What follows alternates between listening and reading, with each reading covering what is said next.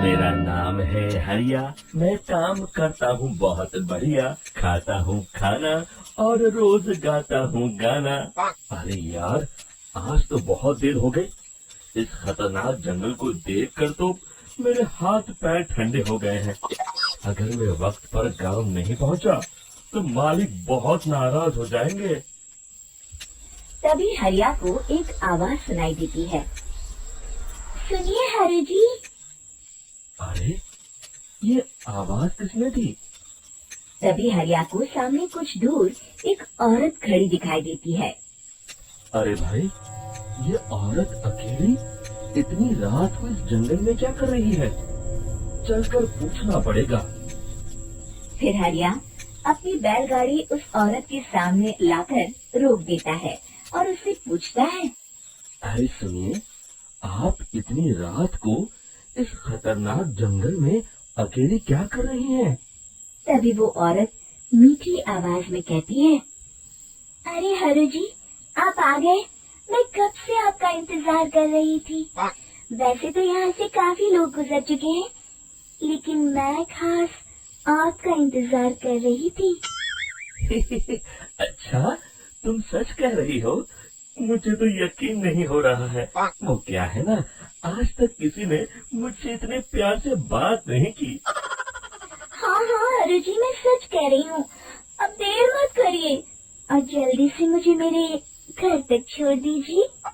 हाँ हाँ, कौन सी बड़ी बात है, अभी छोड़ देता हूँ। आप मेरे पीछे बैलगाड़ी में बैठ जाइए और मुझे रास्ता बताते चलिए।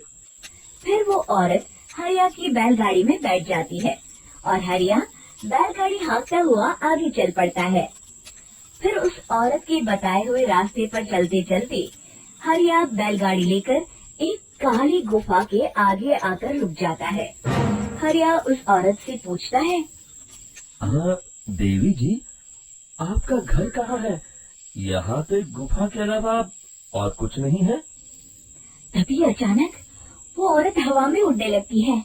देखते ही देखते उसका सुंदर रूप एक डरावनी चुड़ैल में बदल जाता है और वो जोर जोर से हंसती है।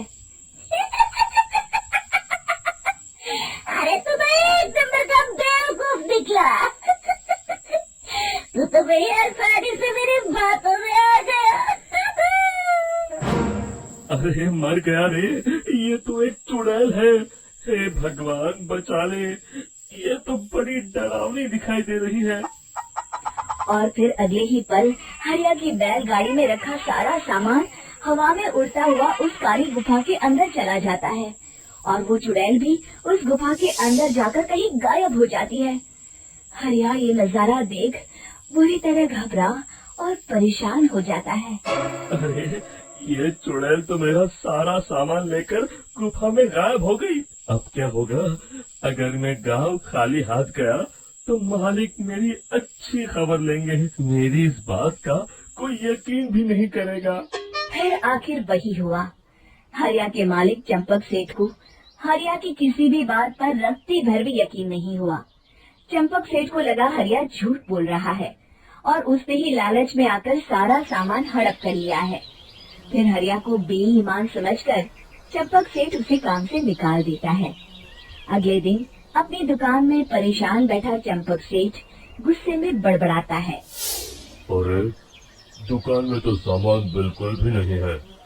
अब मुझे ही शहर जाकर सामान लाना होगा। फिर वो अपनी बैलगाड़ी लेकर शहर चला जाता है। शहर से सामान लेकर जब चंपक सेठ वापस गांव लौट रहा होता है, तभी उसे एक आवाज सुनाई देती है। चंपक जी, ओ चंपक जी। अरे, यह तो कोई मेरा नाम लेकर मुझे पुकार रहा है। फिर उस रास्ते में वही औरत खड़ी दिखाई देती है। फिर क्या था, हरिया की तरह चंपक सेठ भी उस औरत के पास अपनी बैलगाड़ी लेकर जाता है और वो भी उसकी चिकनी चुपड़ी बातों के मोह जाल में फंस जाता है। फिर चुड़ैल उसे भी अपनी गुफा तक ले जाती है और उसका सारा सामान लेकर गुफा में गायब हो जाती है। बेचारा चंपक सेठ लाचार होकर खाली हाथ गांव लौट आता है। फिर ये उस जंगल में रोज की बात हो जाती है। जो कोई भी शहर से कुछ लेकर गांव की तरफ लौटता, वो चुड़ैल उसे बेवकूफ बनाकर उसका सारा सामान लेकर गुफा में गायब हो जाती। एक दिन हरिया एक लकड़हारे को उसे जंगल की तरफ जाते हुए देखता है। फिर हरिया उसे रोकते हुए कहता है, अरे भाई, क्यों अपनी मौत को दावत दे रहे हो? मेरी बात मानो, आगे जंगल में मत जाओ। वहाँ एक बड़ी भयानक चुड़ैल रहती है। लकड़हारा हरिया की बातों को नजरअंदाज करते हुए कहता है, अरे भाई, मुझे पहले ही बहुत देर हो चुकी है, मुझे जाने दो भाई। शाम तक लकड़ियाँ काट कर शहर के बाजार में बेचना है। तुम अपनी ये कहानी किसी फुर्सत में बैठे इंसान को सुनाओ, अब मैं तो चला। इतना कहकर लकड़हारा वहाँ से आगे जंगल की तरफ चला जाता है। फिर अगले दिन गांव के मुखिया के घर के बाहर बहुत सारे लोग जमा हो जाते हैं। तभी हाथ में कुल्हाड़ी लिए खड़ा लकड़हारा कहता है, अरे मुखिया जी, अब आप ही हमें बचाइए उस जंगल वाले चुड़ैल से। हमारा सारा काम तो शहर से ही होता है। अरे मुखिया जी, उस चुड़ैल की वजह से तो मैं पूरी तरह बर्बाद हो गया हूँ। हम सबको मिलकर उस चुड़ैल का कोई इलाज करना पड़ेगा। तभी भीड़ में खड़ा वीरा कहता है, आप लोग चिंता मत करिए, कल से वो चुड़ैल किसी को नहीं लूट पाएगी। मेरे पास एक बहुत अच्छी तरकीब है। तभी चंपक सेठ उसका मजाक उड़ाते हुए कहता है, अरे तेरा नाम वीरा है तो क्या हुआ? तूने अभी उस चुड़ैल को देखा नहीं है? जाकर अपना काम कर, बड़ा आया। तब मुखिया जी कहते हैं, नहीं नहीं चंपक सेठ, मुझे लगता है हमें इस लड़के को एक मौका देना चाहिए। फिर सभी गांव वाले मुखिया जी की बातों से सहमत हो जाते हैं और वीरा शाम को एक बैलगाड़ी में कुछ सामान लाद कर उस जंगल की ओर चल देता है। वीरा, ओ वीरा, कहाँ जा रहा है?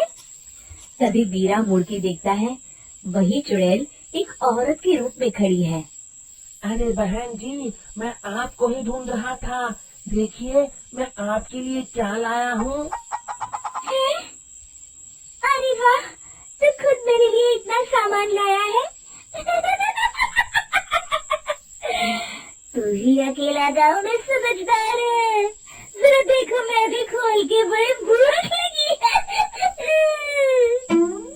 जैसे ही चुड़ैल उस सामान पर से कपड़ा हटाती है, एक भगवान शिव की तेज रोशनी उसके अंदर मूर्ति से निकलती है और चुड़ैल अपने असली रूप में आकर जलने लगती है।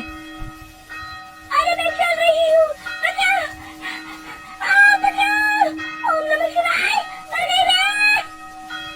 देखते ही देखते वो चुड़ैल राख के साथ उड़ जाती है और सभी गांव वाले भी वहां जाते हैं। शिक्षा बुराई पे सदा अच्छाई की ही जीत होती है।